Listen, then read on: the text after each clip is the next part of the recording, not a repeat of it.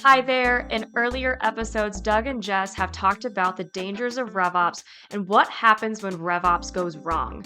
There's a growing path to revenue operations that is efficiency, left unchecked, leads to centralization, which can feel really good. So, is centralization a bad thing? Is it the path you should take? Find out here on the RevOps Show.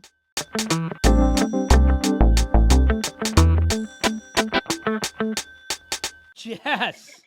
Doug! Just have to ask you a question. Do you know what that question is? Sure. Well, you have to ask it, so I guess I have no choice. How excited are you? About? The fact that we have 2 RevOps shows this week? No. Are you referring to our team meeting? Where is our team meeting going to be this year? I don't know how I convinced you. I'm so excited. We're going to Disney World. Jess, this is your dream. It is my dream. It is my dream. Disney World without kids. First time ever. So excited. They don't know yet. They're going to be insufferable when they find out. In fairness, you're going to have how many kids actually there? We're going to have roughly 12 to 15 kids, depending on who you dictate as a kid, who you define as a kid. Yeah. Yep, that's what I'm saying. So you're going there early, if I understand correctly. I am absolutely going early. There's no way I'm not going early. Taking advantage of our group discounted rate, I'm sure. That's to be determined. But hopefully, we are going at a busy time, so that might not be an option. Charge to your expense account, I'm sure. Absolutely, of course, obviously. You have an expense account? Huh? Wow, holy. I need to get somebody on this. So you're going to be in the park independent. Yes. What is the number one thing you want to do?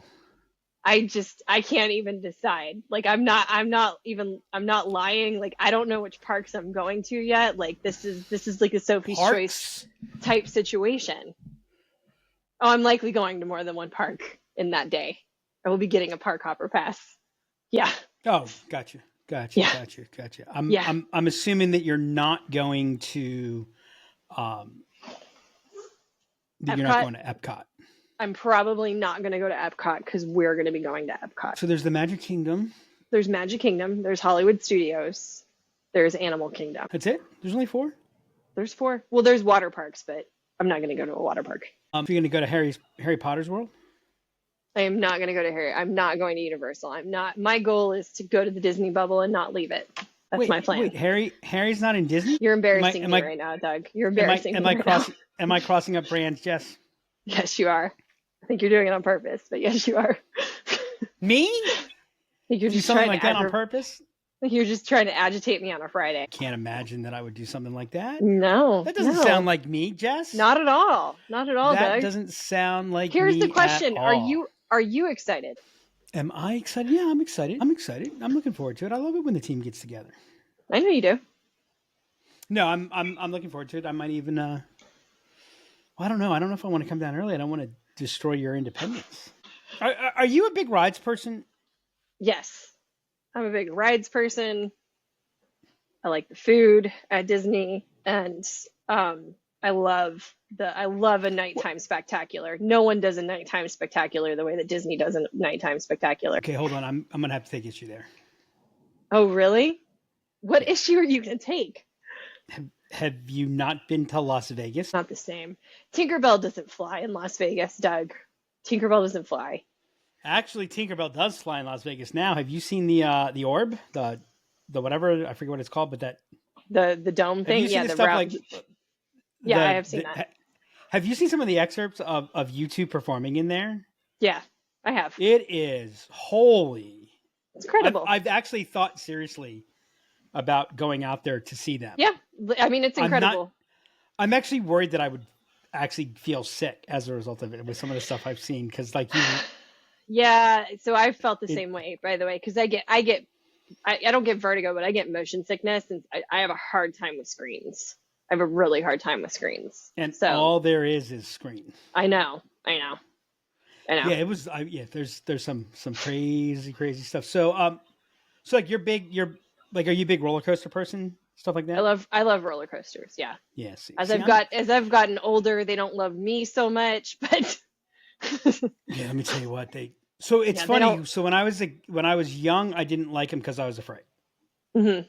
Yeah. Then I stopped being afraid, and then my back didn't like them, and now my back really, really, really doesn't like them. Yeah, they don't ride the same when you're pushing 40 as they do when you're 15. So Amen to that.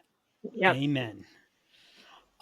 So you don't know which park, you don't know which ride. Are there rides at Wild Kingdom?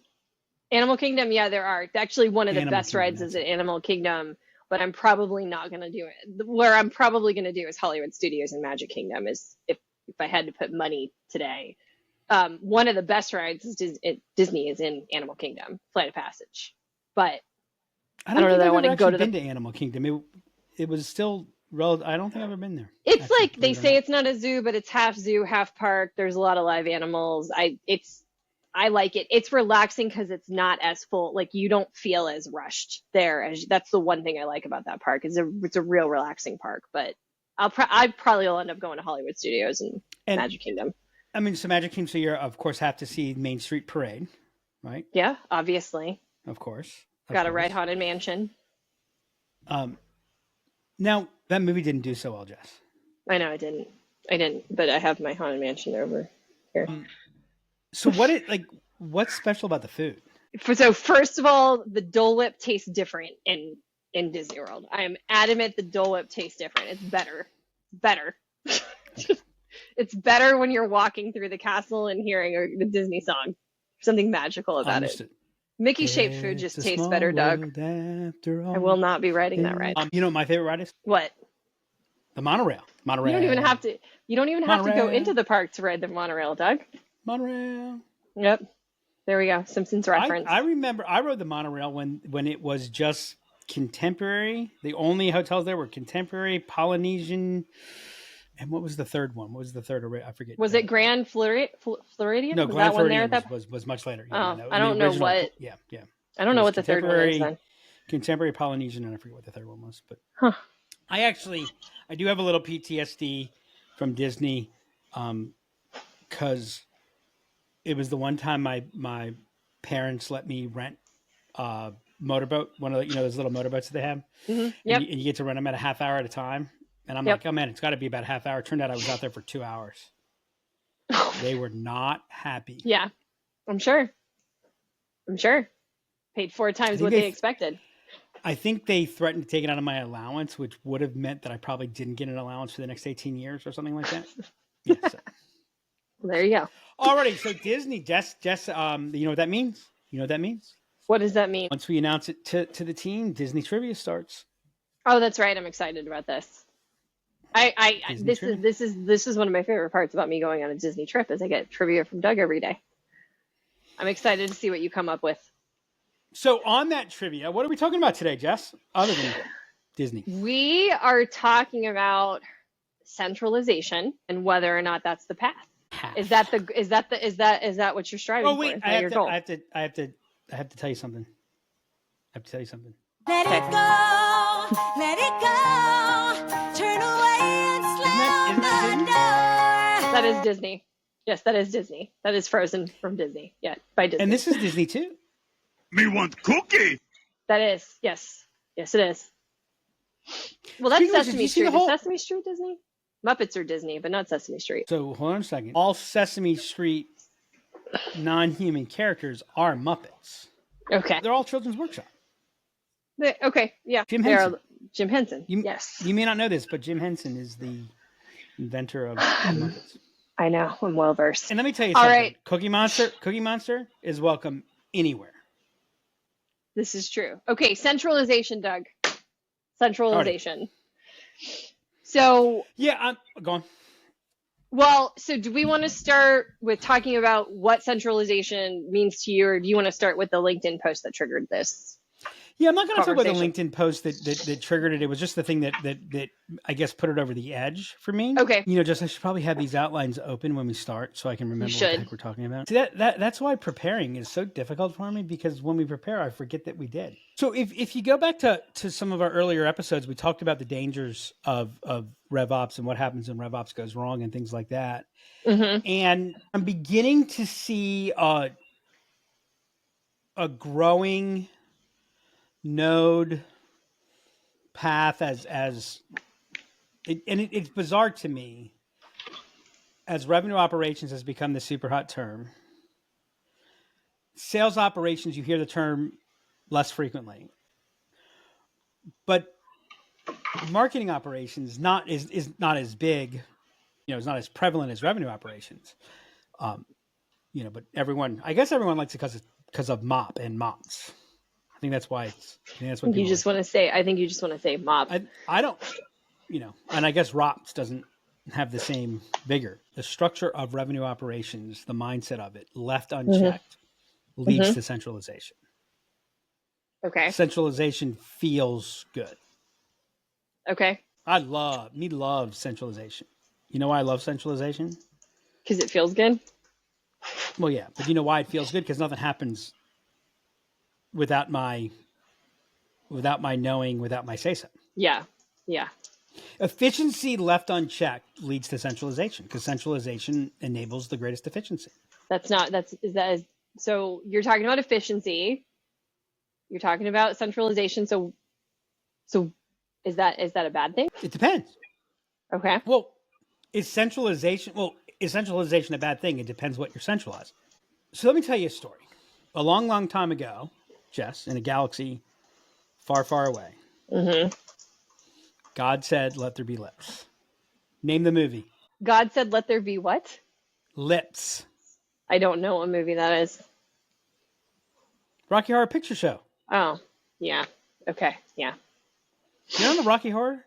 I'm not a huge Rocky Horror fan. Like I'm familiar, but I'm not a person who's like gone to see it at the. For Rocky Horror. You haven't wanted to see Rocky Horror at the theater when it? I have not seen it at the theater. No, I'm not one of those. I haven't either. I'm not one of those people. When I was a teenager, I did the whole midnight movie Rocky Horror thing again and again and again and again. Oh, really? Anyways, yeah. So I at one point I knew all this stuff that I think what I just said wasn't actually an official part of the movie, but we are doing really well on it. We are focused. So I remember back when I was a financial advisor and I worked with high net worth people, I realized one of the biggest mistakes people made, like the mindset of most financial advisory, was wrong, because what's one of the things that drives high net worth, high income people? Taxes. I want to reduce what I pay in taxes. The thing that I realized, though, was that the objective became, I want to pay as little in taxes as possible. It's like all kinds of decisions went through this filter of, will this increase my taxes? So for example, one of the things that happened, and this was back in the day when stock options were very, the more prevalent than they even are today in terms of an element of comp. The common wisdom was, you just wait forever to exercise your stock options, because like if I exercise my stock options this year, it's going to be a big taxable event.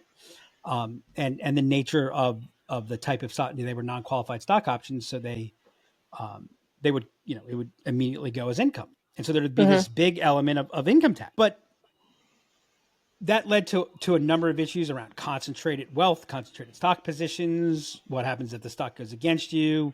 But I also found that as you began to manage things and you understood tax rates and you expand your horizon of what you were looking for, that suddenly what looked like a bad tax idea, if I looked at it in the context of 1 year, was suddenly a good tax idea if I looked at it through the lens of, say, 5 years. And then also if I looked at it through the lens of opportunity costs and other things. And what I realized was, nobody benefits by paying less in taxes. They benefit by having more after they pay taxes. Right. Yeah. And so, theoretically, I want to minimize my taxes. I would have to go, oh, okay. Well, I was thinking about paying, so Jess, you come in and you say, Doug, I want to minimize my taxes this year. I say, oh, okay, no problem.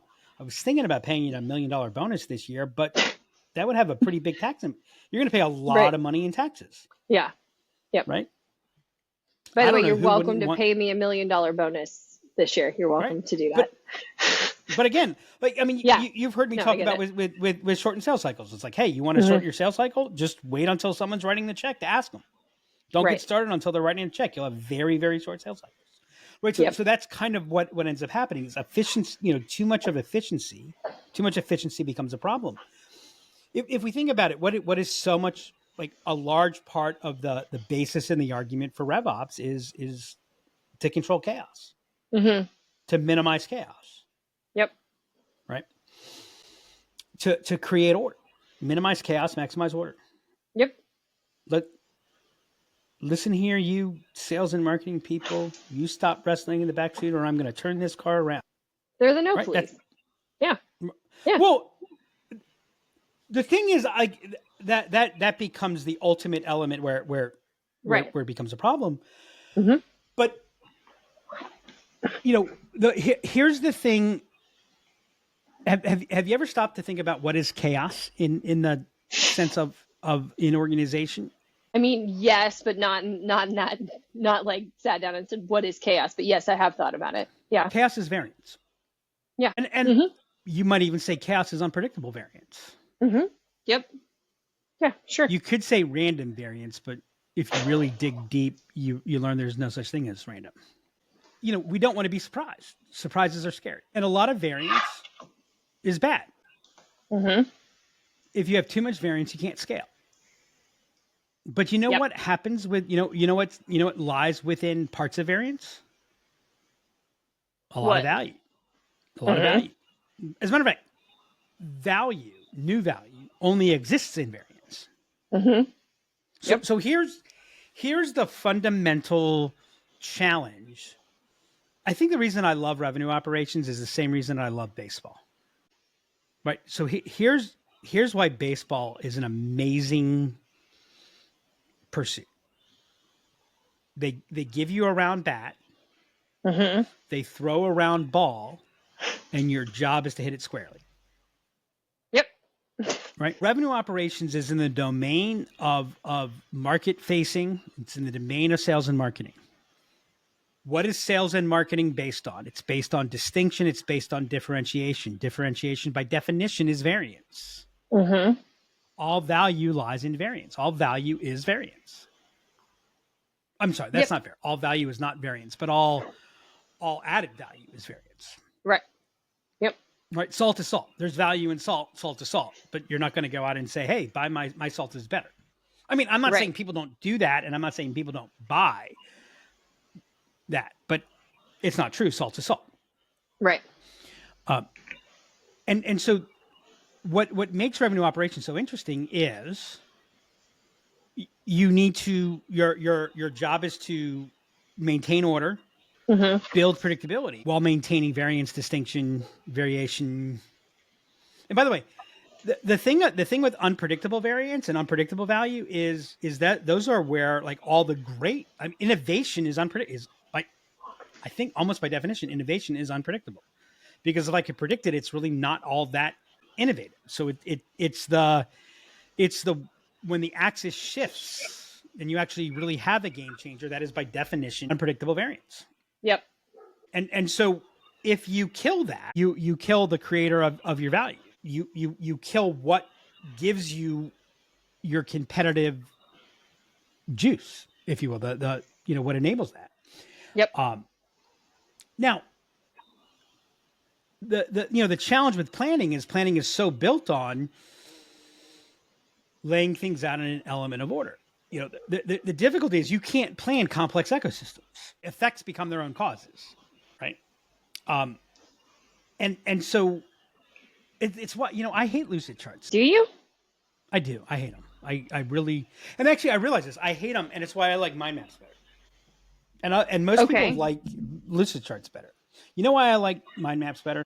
They're dirtier. I like my process diagrams dirty, Jess. Am I allowed to share that on the RevOps show? I know. I didn't. This took a turn. You know what I mean? Like mind maps. If I give you a mind map and I give you the equivalent lucid chart, And I don't have anything against the product lucid chart. I'm talking about the actual charts. Okay. Yep. The mind map looks more chaotic. Yeah, it does. It looks less clean. Yep. Mm-hmm. Right. It looks Sure less does. precise. Right. Mm-hmm. That's why I like it, because it looks a lot more like life. Lucid charts kind of have the box here, and this flow chart means, this symbol means this, and this symbol means that, and everything is just so precise. And we look at it and we go, well, gee, if it's a this, then it goes to here, and if it's a that, then it goes to there. But what if it's not a this or a that, and it's both? And that's the life of sales and marketing, right? And I'll tell you what, if you wanna win the game today, and you're doing anything at all competitive, you better be fast. You better be fast. So what's the real job? The real job of RevOps is velocity and throughput. Mm-hmm. It's not speed and efficiency, it's velocity and throughput. You could probably do centralization if everything worked in rhythm and in tandem with each other, if there was synchronicity through all processes. Mm-hmm. But there is not synchronicity. We deal with imbalances. We deal with surprises. We deal with constraints. We deal with bottlenecks. And what's worse is our constraints and bottlenecks aren't always the same constraints and bottlenecks. And oh, by the way, we're also managing this open loop system. So the very idea of centralization is false, because in sales and marketing, the market gets a vote. I was a guest on a podcast, RevOps Lab, earlier this week. Mm-hmm. And in the prep before we got going, he started talking something. Oh, we were, the host was telling me his background, and he started a business that failed, et cetera, et cetera. I told him the story when I was coaching college baseball. One of the assistant coaches that came on, I think he lasted for fall ball, but he was getting his MBA, and he learned that I owned a business, and he's like, "Oh wow, you own a business?" I got my entrepreneurial certificate at GW over the summer. I'm like, your entrepreneurial certificate? I'm like, wow, that's interesting. I didn't even know. By the way, at the time, I didn't know that was a thing. Mm-hmm. Yeah. Here's your certificate. Congratulations. Bill, you're a law. Yes, you're an entrepreneur. And I was in a little bit of a salty mood. And so I said to myself, you got your entrepreneur certificate? I'm like, how did you get that? I said, did you have to go do something and lose $250,000 in the first year of doing it? Because that's how I got my entrepreneurial certificate. Right. And so we were talking about the market, and I said, I have 3 rules about the market. The market is always right. Toughest lesson in the world, the market is always right. The market doesn't know what it wants. And what the market wants is always changing. Mm-hmm. And I said, you know what? If you want to play a game where those are the 3 rules, and those 3 rules excite you, go, hey, yeah, let's go, then entrepreneurship is a great pursuit, right? Norman Schwarzkopf says, gentlemen, in wartime, the enemy gets a vote. Mike Tyson said, everyone's got a plan until they get punched in the mouth. Right. So by definition, you can't, any aspect of control or centralization or whatever is a myth, because the market gets the final vote. But wouldn't centralization put you in a better place to deal with that, address that? No. If something comes up, something changes. No. Yeah. How would centralization change? How would centralization address that? Well, because you have that order in place, isn't it worse if you don't have that order in place, and then the unexpected happens, or craziness happens if you don't have a good process, or you don't have order in place? You don't have centralization, you don't have order in place. How's our supply chain doing? 4 years later, we're still digging out from the most efficient system in the world. I mean, in history, right? Mm-hmm. But there was no resilience, right? So centralization. How's China doing right now, right? So especially in today's world, in a world where average is now easy, especially where average is now easy, which is what AI is doing, right? And where the noise gets louder, what you have to be is exceptional. Well, think about this, Jess. Exceptional by definition is an outlier. Exceptional is a variant. Mm-hmm. Exception is not normal. Yeah. Right. Exceptional requires it to be an exception. Right. To be successful today, you have to be abnormal. Okay. Yeah. What is aligning vectors? Can you align vectors centrally? I mean, I'm sorry. Can you align vectors centrally where more than one of those vectors, and actually I probably would go with if one of those vectors is a human. probably not, because humans aren't stagnant. Humans are variants. Well, have you ever tried telling somebody what to do? Yeah. In a multi-step process? How's that work? How's that work for you? How's that working? Works fantastic. That was sarcasm. But by the way, sometimes the human wakes up and doesn't feel well that day. Right. Well, what do you do? Do you have to go back to hey, centralization, Jill's not feeling well today. Please inform what adjustments we must make. Right? Doesn't, I mean, it's right. Right? Yeah. Why do we have technology? Why do you, I mean, remember the human, if you're selling to humans, the human is the feature, they're not the bug, right? Right. We're looking at differentiation. If we have centralization, then let's just have Matthew McConaughey. All right. Make every presentation. I think that's a great plan. Right? Why not have, I mean, you know, when I was doing a lot of sales advisory, when we were working really heavy, primary, you know, building out sales process, sales teams, you know, well, could you write a script? I'm like, yeah. Can you, only if I can script what the customer says, what the buyer says, what the prospect says. Mm-hmm. The prospect says something unexpected. What is great selling? Great selling is hearing what isn't said every bit as much or more than what is said. How do you plan for that? Yep. Right. So all those things come in. What like the whole point of this, like the greater the complexity, the more the decision has to be made at the final point. Mm-hmm. Right. That last mile is where it has to happen. Now, what is RevOps? RevOps' job? RevOps' job is to create an environment that enables a greater aligning of vectors. Will you ever have your vectors completely aligned? No, of course you won't. Mm-hmm. Will you ever have... So, like, here's the problem with centralization and efficiency when you apply it to a world of sales and marketing and growth. Centralization and efficiency rely on perfect information.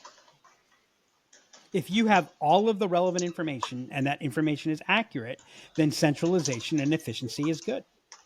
Mm-hmm. So I am seeing literally this idea that this change has happened. So now, you know, if marketing wants to change the properties in whatever, they're going to have to go through they're going to have to go through sales operations to request the change. And I'm like, are you fucking serious? Wait, I mean, we've seen this before in a myriad of places.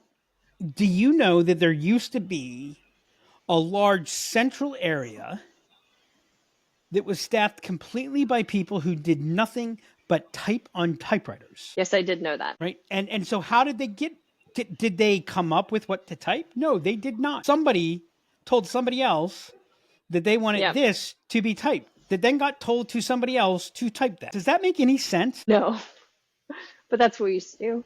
Right. Now some of that was because maybe you had to. Right. Some of that was because you could.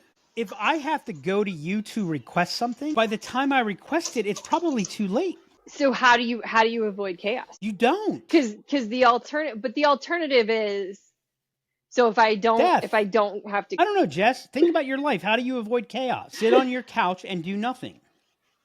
Yeah. That's how you can avoid chaos. If you do that, you will minimize chaos. Yeah. RevOps doesn't exist to eliminate the tornado. RevOps exists to ride the tornado. Do not kill the tornado. Valuable thought. Do not kill the tornado. Why do you say that? Because the tornado is where it happens. Right.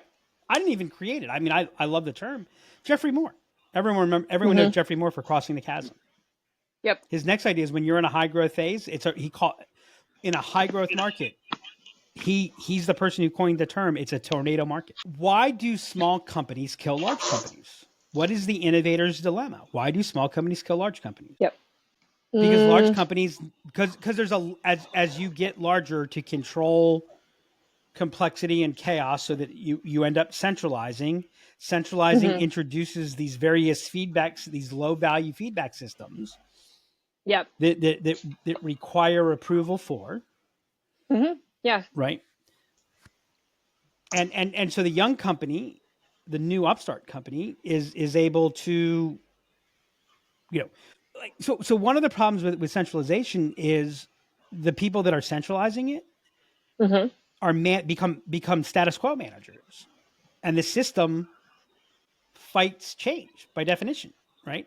What we need to do is figure out how do we bring distributed action. Where we need centralization is centralization of data.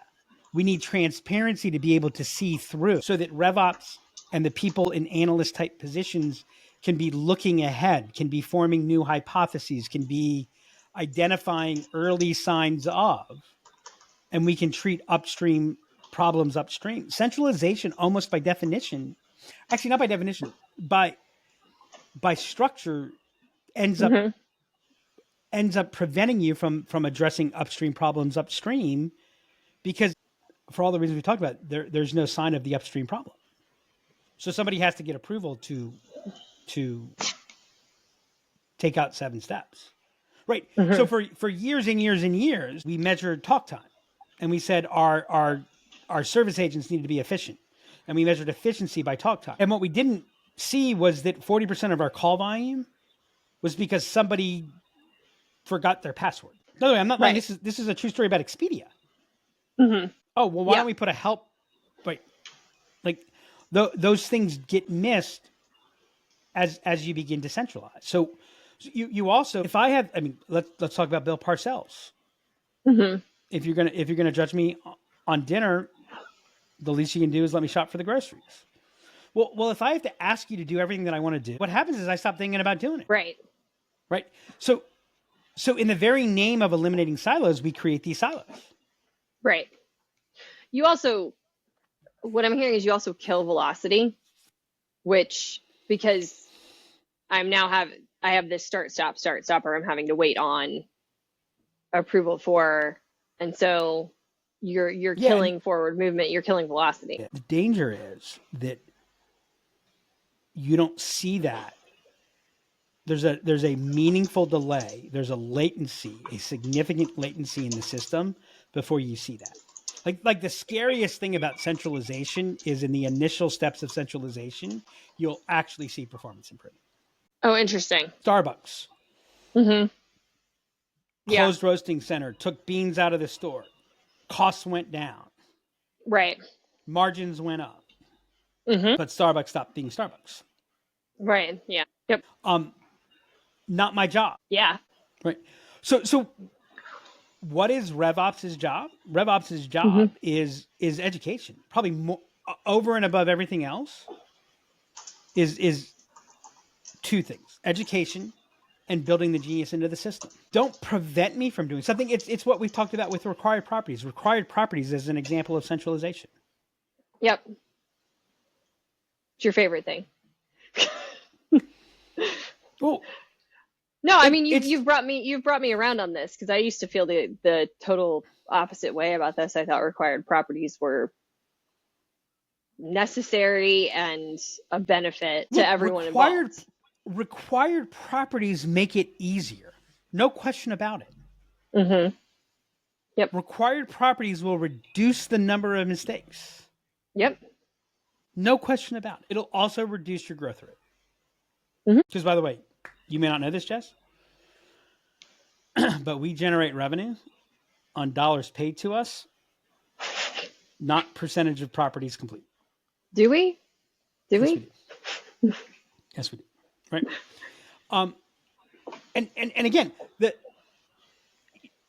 Stanley McChrystal, talked about this in his book Team of Teams. This is like we need a systems approach and a centralization and transparency in the data set, so that the management and action and decision and agency and judgment is at the point of impact. Right? The military used to drill. That's drill, drill, drill, drill, drill. Mm-hmm. Yep. They realized the problem was when they just drilled, there was never a situation that matched to the drill. What do they do now? It's all scenarios, war games, complex planning, so that we're going through and we're experiencing it and we're learning how to make decisions and post action debriefs and hypotheses and all those things that go on. If I'm a salesperson and you bring centralization, if you try to control too much, you kill, as you said, you kill the velocity. And the thing that we have to be looking at is throughput. Right. Throughput is how much energy comes out of the system, not how much energy gets lost in the system. Yep. It's not wrong to say if we lose less energy in the system, more energy will come out of the system. Right. And so there is, like, I'm not saying there's no centralization. I'm not saying there's no efficiency. Right. But it's kind of like, when you're broken, efficiency is almost always a problem. Like, that's a major thing you've got. Sure. Right. Then you enter this phase of you're not broken, but you're not necessarily working either. It's not necessarily working, but it's not broken. Right. Okay. There's still like efficiency is an element there, but all of a sudden the game's gotten a little bit more complicated. We can't just look at that. Right. Then you get to where it's working. Right. But you won't win if all your systems are working. It's impossible to have all your systems working. But working is not enough. You have to have a couple that are exceptional.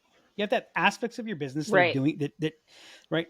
And efficiency plays no role in that. As a matter of fact, efficiency is the antithesis of that, right? And that's what a complex ecosystem is. Right. And that's why, I mean, the beauty of revenue operations done right is the job is never done. Because everything you fix creates new things and feeds back and et cetera. So the question is not how do we control the process? Oh, and by the way, if you take a look at what's happening with technology, if you take a look at large language models, AI and other things like that, if revenue operations takes on this idea that our job is to control elements and the job is standardized, enjoy the next few years of employment, because you're not going to have a job soon, because technology will do that better than you will. Like, I understand why centralization's a problem. What approach should you take if you're trying to bring order to things? Like, I get, we talked about, the human elements, we talked about distributing actions, but like, what are some actionable things that you can do if you're trying to bring order to the chaos without fully centralizing everything? So I would say bringing order is the wrong objective. That should not be your objective. Okay. Where is disorder preventing you from? Okay. Right. Your job is progress, right? And that's why I say, so you have to identify throughput metrics. Yep. Right. We focus on efficiency. We focus on this idea of total relevant market. And then we go around asking, why does our return on invested capital go down? Why does our cost of acquisition go up? Right. So it's like one of the things that's happened, and there's so much about technology that has brought this in. And I mean, I'm going to sound really bad here in a sec, for a minute. And I don't mean to come across like I don't have empathy. I don't feel bad about this. But I see a lot of people in the tech industry complaining about things that have just been happening in every other industry for decades. I mean, such as, and I'm gonna hit layoffs. Yeah. Okay. Yep. Yeah. Salesforce is going through another round of layoffs. Okay, well, go to Detroit and talk to people in Detroit about layoffs. Right. Yep. Right. Regulation. Oh my gosh, the government said that Adobe cannot buy Figma. Amazon, the European Commission said Amazon cannot buy iRobot. Right. Well, you know what? The U.S. government told Jay Rockefeller he couldn't own the railways and the oil producers. Right. Right. So, like, where, so things have matured, et cetera. And my point here is, again, I'm not saying that I don't feel for that, but but stop thinking that we're in this world where we have all growth. Guess what? We're on a roller coaster. You're going to be impressed by this, Jess. You're going to be impressed by this. We're on a roller coaster. Am I? And roller coasters don't treat the body There we go. when you're 15 like they do when you're 50. Yep. So the job isn't order. It's probably more to prevent disorder.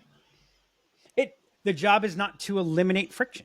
So you got to focus. So there's a couple. You got to map the process. And I'm still blown away by how many people have revenue operations teams that don't have processes mapped. And I want to emphasize a lucid chart that talks about the flow of a lead is not a business process map. That is a back end systems or tactical process map. Right. Yep. Right. There are, where are the inflection points that matter? Mm-hmm. Where do courses move and get, exit criteria? And don't just say your exit criteria. You got to are you following your exit criteria? I saw something today from a company that we know. They're actually sharing their exit criteria for their sales process. One of their exit criteria, I think it's for their 4th stage, is investment is understood. I'm sorry, I've been 90% of the time, I'm at step 6 with them and they still haven't told the prospect what the investment actually, what the real fee, what the real cost actually is. Right? Now, right. I don't know, I'm not making comment on whether that's right or wrong. I'm just saying that those two, right. align that. You've got to identify opposable metrics, right? So when is customer acquisition too high? Yes. Mm-hmm. But when is customer acquisition too low? Yep. When are closing rates too low? Yes. When are closing rates too high? Right. When are sales cycles too long? By the way, actually, I want to say this. I don't understand the idea of a sales cycle being too long. I don't understand it. A sales cycle to me is.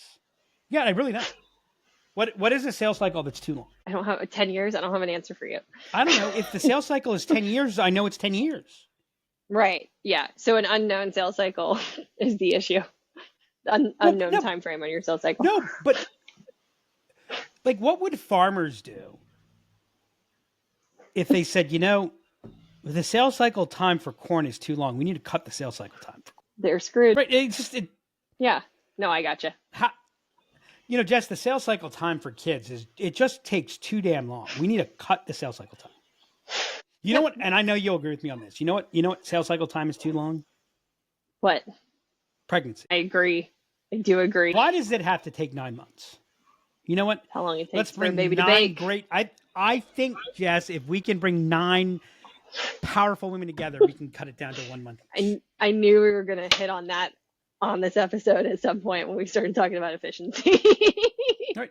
Now, when sales cycle times change, here's my question. Why is a 17-day sales cycle considered better than a 98-day sales cycle? I'll be honest with you. I'd rather have a 98-day sales cycle. Because you get the money sooner. Why? Yeah, but because if my sales cycle is 98 days, I come into this quarter, I know if I have a problem or not, if I have to do something. If my sales cycle is 17 days and I come into this quarter, I don't know if I have a problem or not. Right. Now, if you get to larger companies, you get to a law of large numbers, etc. But if my sales cycle is 463 days, then okay, I know to account. I know how to I account for that. I used to tell the story about inbound marketing. I used to say, look, you remember I told this because I told this story to you. Something is happening to somebody in your market today. It's going to lead down a path, and 3 years from now, they're going to need to buy something from somebody in your industry. Here's my question: Do you want them to know who you are today? Do you want to know who they are today, or do you want to wait until 17 days before? I'd rather know today. Yeah. Why do I not want to have that connection today? Right. So the goal is throughput. Yeah. The goal is, if we want to be efficient, let's be efficient with our capital. Yeah. And how can we be efficient with our capital is allow higher impact actions at the point up. I've seen people say, hey, so the operations people are fighting this battle I saw something like a 10-to-1 ratio of this role to an operations person. And maybe people will, it'll become 5 to 1. I'm like, why do you want to do that? In the name of efficiency, you become inefficient. Yep. But like we treat the tornado like it's wrong. Mm-hmm. The tornado is the golden goose. I don't know that I'm following. No tornado, no golden goose. Okay. Right. What growth company is as clean on the inside as it might look like on the outside? Right. I think some of the problem is just like everyone else's house. No one. Yeah. Every time I go over to their house, it's always clean. Right. Yeah. Exactly. That and again, I get it. I want to have control. I want everything to be in its place. It's nice, orderly, etc. You know what we call that? Actually, you know what we call that, like Jess? We call it boring. So again, what can you do? Focus on here's my question. I don't want you doing less. Mm-hmm. I want you entering data earlier. How do I make it easier, freer to get that data in earlier? How do I do? And by the way, if I tell you I want data in earlier, and our metric is clean data, I'm going to pick on our head of growth. I think she'll be okay with this. I know we're at time. I'm going to pick on her head of growth. We were talking about goals in Q4. We were talking about our goals this year, and she wanted to do two things. She wanted to really increase our traffic, our web traffic, and she wanted to materially decrease our bounce rate. So she wanted to drive the quantity of our traffic way up and the quality of it way up too. And I said, okay, I think we might have God bless you, and I will tip my cap if you can do this. You might be making your job a little bit harder than you should. Right. Yeah. That's what I'm saying. The reason for RevOps is more revenue at lower cost. That's it. Yeah. Yeah. Yeah. So back to the tax use case. So couple of key. So I love the do not kill the tornado piece, because that's what I feel like sometimes in RevOps we think that's what our job is, and it's not. In fact, it's to ride the tornado. I just want to say one thing. Can you imagine what Lyft would be like if we didn't have a tornado? No, absolutely not. I get mad at it a lot of days too. I get really mad at it and same. Want it to go. Same. I view. I mean, you're using the tornado analogy. I look at it as I'm trying to stay on the bull for 8 seconds. That's what I think about. I'm not going to say every day, but a lot of days. How do we bring distributed action? I really like that thought. How do we distribute this out versus trying to centralize everything? I don't know that you've ever pointed this out before. RevOps' job is education and building the genius in the system. We've talked about genius in the system. I don't know that we've talked about its job as education so much. And then that focus on throughput, not efficiency. I think we don't talk about throughput enough. We are so focused on efficiency. And then the one we always come back to, map your business process. That's key, and maintain that map as you're working through things. Yep. I couldn't have said it better myself. Hey, Jess. Yeah, Doug. Remember, just say no to shitty RevOps. Till next time. And that's a wrap on this episode of the RevOps Show. Too much efficiency becomes a problem. Centralization can become a problem. RevOps is seen as the role that comes in to manage the tornado. But in reality, RevOps should be there to educate, help ride out the tornado, and build the genius in the system. If you enjoyed this episode, make sure to go subscribe on Spotify and Apple Podcasts. Give us a rating and share the episode. If you have any questions you would like to ask Doug and Jess about centralization, email me at hannah@liftenablement.com or hit us up on X @DemandCreator or LinkedIn @LiftEnablement. And until next time, just say no to shitty RevOps.